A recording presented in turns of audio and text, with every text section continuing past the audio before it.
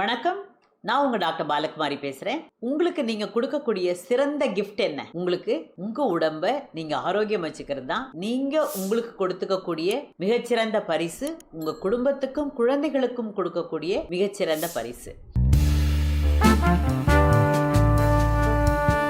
ஒருத்தங்க உயிர் வாழறதுக்கு உணவு, உடற்பயிற்சி, உறக்கம் இது மூணும் அளவோட இருக்கணும். ஜாஸ்தியாவும் ஆகக்கூடாது, குறைவாகவும் இருக்கக்கூடாது. இந்த உடற்பயிற்சியால என்ன நன்மைகள்லாம் கிடைக்குது? முதல்ல உடல் அளவுல நம்ம தசைகள் நல்லா வலுப்பெறுது. நீண்ட நேரம் வேலை செய்யக்கூடிய திறத்தன்மை நமக்கு ஜாஸ்தி ஆகுது. நம்ம மூளையில என்டார்பின் ஒரு ஹார்மோன் இருந்து மூளைக்கு சந்தோஷத்தை கொடுக்குது. மூச்சு நல்லா விடுறதுனால மூச்சு காத்துல இருந்து நிறைய ஆக்சிஜன் ரத்தம் எடுத்துட்டு ஆக்சிஜன் சேச்சுரேஷன் பெட்டர் ஆகுது. நம்மளோட சர்க்கரை அளவு குறையுது, நம்மளோட கொழுப்பு கரையுது. இவ்வளவு நன்மைகள் இருக்கிற இந்த உடற்பயிற்சியை நம்ம எல்லாரும் கட்டாயம் பண்ணணும் இல்லையா? இந்த யாரெல்லாம் செய்யணும்? குண்டா இருக்கிறவங்க செய்யணும், கட்டாயம் செய்யணும், நிறைய நேரம் செய்யணும். ஏன்? அவங்களுக்கு தேவைக்கு அதிகமா அவங்க உடம்புல கொழுப்பு சேர்த்து வச்சிருக்காங்க. ஒல்லியா இருக்கிறவங்களுக்கும் செய்யணும். ஏன் ஒல்லியா இருக்கிறவங்க செய்யணும்? அப்படி செய்தாதான் அவங்களுக்கு நல்லா பசி எடுக்கும், நல்லா சாப்பிட முடியும். நார்மல் வெயிட் இருக்கிறவங்களும் செய்யணும். நார்மல் வெயிட் நீங்க மெயின்டைன் பண்றது, நீங்க கரெக்டா சாப்பிடுறீங்க, கரெக்டா உடற்பயிற்சி செய்றீங்க. அதனால நீங்களும் உடற்பயிற்சி செய்யணும். எல்லாருமே உடற்பயிற்சி செய்யணும். குழந்தைகள், பெண்கள், ஆண்கள், கர்ப்பமா இருக்கிறவங்க, வயசானவங்க, அவங்கவங்க ஸ்டேஜுக்கு ஏத்த எக்ஸசைசஸ் நீங்க கட்டாயம் பண்ணணும். இப்போ நிறைய பேருக்கு கர்ப்பமா இருக்கும் போது எக்ஸசைஸ் செய்யலாமா, அபார்ஷன் ஆயிடுமா அப்படின்னு நிறைய கேக்குறாங்க. ஞாபகம் வச்சுக்கோங்க, எக்ஸசைஸ் செய்யறதுனால அபார்ஷன் ஆகாது. அந்த மாதிரி எல்லாம் பெட் ரெஸ்ட் எடுத்து தான் குழந்தை பெத்துக்க முடியும்னா எத்தனை பேரால குழந்தை பெத்துக்க முடியும்? நீங்க மலை பிரதேசத்துல இருக்கவங்களை யோசிச்சு பாருங்க. அன்றாட சுமை தூக்கும் வேலையில் இருக்கிற பெண்கள் எல்லாம் யோசிச்சு பாருங்க. இவங்க எல்லாம் நல்லபடியா குழந்தை பெத்துக்கிறாங்க இல்லையா? ஏன்? அவங்களோட உடல் நல்ல ஆரோக்கியமா இருக்கிறதுனால அவங்களால முடியுது. அதனால உடற்பயிற்சி செய்யறதுனால அபார்ஷன் ஆகாது. கர்ப்ப காலத்துல ஒரு சில பேருக்கு மட்டும் நீங்க எக்ஸசைஸ் செய்ய வேண்டாம் அப்படின்னு சொல்லுவோம். யாருக்கெல்லாம் கர்ப்பப்பை வாய் திறந்து இருக்கிறவங்க, நஞ்சு கீழே இருக்கிறவங்க, நீர் போக்கு அதிகமா இருக்கு, கர்ப்பப்பை வாய் பனிக்கூட உடைஞ்சி நீர் வெளியாகுது, இந்த மாதிரி இருக்கிறவங்களுக்கு மட்டும்தான்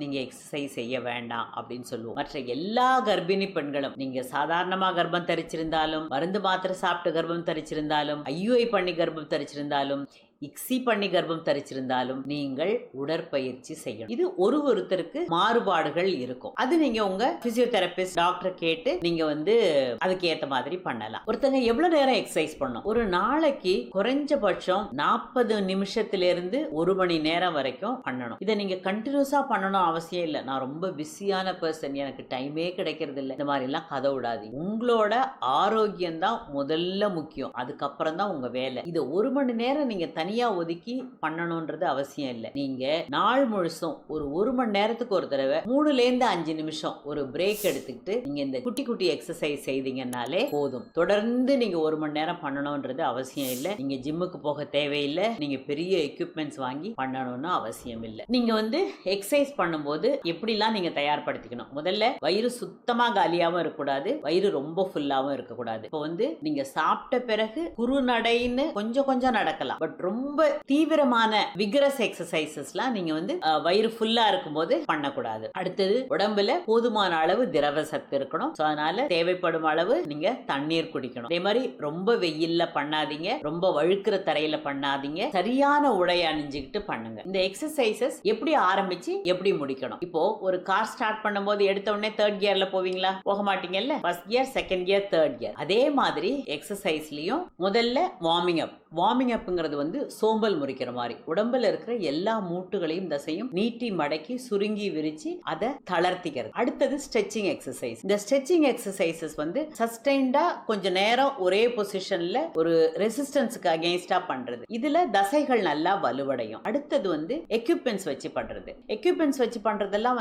உங்களால முடிஞ்ச அளவுக்கு பண்ணுங்க. ரொம்ப காஸ்ட்லி எக்யூப்மெண்ட்ஸ் வாங்கணும்ன்றது அவசியம் இல்லை. 4வது நீங்க கொஞ்சம் கார்டியோ, இருதயம் கொஞ்சம் துடி துடிப்பு ஜாஸ்தி ஆகிற அளவுக்கு கொஞ்சம் ஸ்பீடு ஏத்தி பண்றது, கொஞ்சம் வேகமா நடக்கிறது. இப்ப கர்ப்பமா இல்லாதவங்க நல்லா நீங்க குதிச்சு டான்ஸ் ஆடுறது, இந்த மாதிரி. லாஸ்டா வந்து இதெல்லாம் பண்ணி முடிச்ச பிறகு கூலிங் டவுன், அதாவது நீங்க எப்படி காரை வந்து first gear second gear third gear போயிட்டு திருப்பி டகால்னு பிரேக் போட மாட்டீங்க இல்லையா, திருப்பி செகண்ட் கியர் ஃபர்ஸ்ட் கியர் அந்த மாதிரி தானே பிரேக் போடுவீங்க. அதே மாதிரி திருப்பி கூலிங் டவுன் பண்ணிட்டு பண்ணணும். கூலிங் டவுன் எக்ஸசைசஸ் வந்து ரொம்ப ரொம்ப முக்கியம். நீங்க விகரஸ் எக்ஸசைஸ் பண்ணிட்டு உடனே உங்க அடுத்த வேலையை பண்ண ஆரம்பிச்சீங்கன்னா அந்த பாடி வந்து நாள் முழுசும் அப்படியே அந்த விகரஸ் எக்ஸசைஸ் செய்யற டோன்லயே இருக்கிற மாதிரி தோணும். ஸோ கூல் டவுன் பண்ணிட்டு ஒரு 10-15 மினிட்ஸ் கூல் டவுன் பண்ணிட்டு காம் பண்ணிட்டு அதுக்கு பிறகு நீங்க உங்க வேலையை தொடர்றது ரொம்ப நல்லது. இந்த எக்ஸசைஸ் வந்து நீங்க வந்து டெய்லி ஒரே மாதிரி பண்ணீங்கன்னா போர் அடிக்கும். அதனால ஒரு நாளைக்கு வாக்கிங் போங்க, ஒரு நாளைக்கு டான்ஸ் ஆடுங்க,